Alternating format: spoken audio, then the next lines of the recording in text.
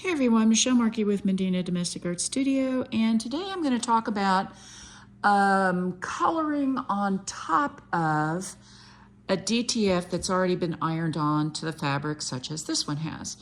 Now, the very first thing I want to point out is just basically some errors.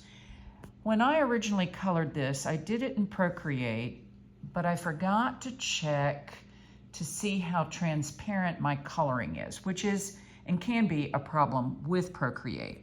So what ended up happening was, because things were too translucent or transparent, when the printer got a hold of it, it left these gaps. And this is a light lavender batik. I know it's kind of hard to see that in this video, but trust me, it is a light lavender, kind of matches the colors that I've got into this design.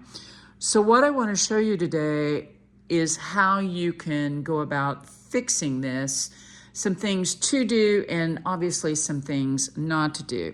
So let's start with the things that you should not be doing, which is trying to grab a fabric marker and try to color in the design. Now I have this Fabrico marker. It's called Bubblegum Pink, and it's been a go-to for light pink for as far as I can remember. But I'm going to zoom in here to these areas right here, and I want to show you what happens. And this is actually applicable for just about anything when you color with a fabric marker on colored fabric. Now watch this. It's supposed to be pink, but look what happens. It immediately goes on as purple. And I'm going to come over here so you can really see it. So there's no light pink about that. Now I'm going to go one step further. I'm going to grab another marker. This is cherry pink. And normally what I would do is I would use this cherry pink down here. So let's see what the color looks like when I do that. Now that goes on almost red.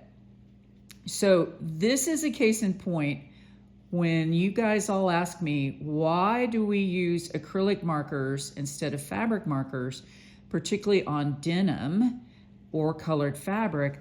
That's the whole reason why. Now you may like that look, and that's great. But what I really want to do is try to accomplish this coloring and cover up these open areas, but stick to my original coloring. So what I'm going to do next is I'm going to grab out my set of acrylic markers and show you what it looks like by using acrylic marker rather than the fabric marker. Okay, now I've got my acrylic markers. There's here, and I've got this one in hand. Now this was the one that I had originally colored over with. Now I've gone back with the acrylic markers, and you can probably tell I've been able to cover up what I actually did with the fabric markers. So now let's go to this one over here, and let me show you how you can use these to kind of fill in and actually cover up if you wanted to. So all I'm going to do is come in and start coloring. And now this is probably going to be slightly different than the purple that was used, or that the way the ink printed my purple. That is kind of sometimes an issue with DTF printers. They don't all have the same printers, and sometimes their ink can print things a little differently. So look at that. Now you can tell that it's still wet and it's drying. People often ask me too, how do I know when it's dry? Well, the touch and feel is the easiest way to do it, but you can also see sometimes a glare. Now I'm going to come in with a darker pink and just put ever so slight bit right there. Now this is very close to what the original color was. And I'm just gonna kind of put a little bit in there. Now if I wanted to, I could come along with a brush, but actually I'm just going to use a Q-tip. And you can see, you can kind of blend the colors together. Now let me point out what I always do when I color with DTFs. Yes, you're going to get some on the black line. So that's just a, what can I say? It's a part of the process of using DTFs. But it's relatively easy just to take a black acrylic marker and go back over them. All right, last but not least, in the areas up here, This is the lightest pink I was able to find. Now, it's not quite as light as what I put down there.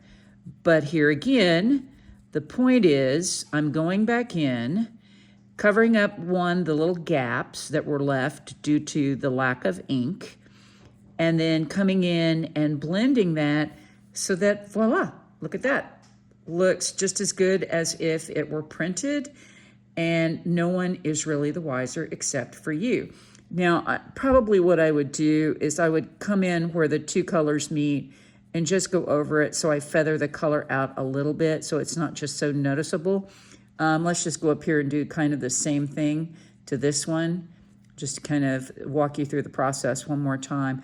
And you can see it's really easy. And here's the beauty of it. You're going to heat set this just like you do with anything else. And the color that you're putting down is going to be just as permanent as the the DTF transfer ink. So it's all one and the same. I would suggest if you had a large area to cover, I would probably come in and coat the dried areas that you had to repaint with a bit of fabric medium just to lock that color in. So let me zoom out so that you can see this. So yeah, not bad. So that's one way you can, one, cover up some mistakes that may have occurred with your DTF. Two, enhance your DTF color by applying additional color. And three, frankly, changing a color if you did not like the way the DTF actually printed from the printer themselves. So that's it. If you have any questions or comments, leave them below. And as always, thank you so much for watching.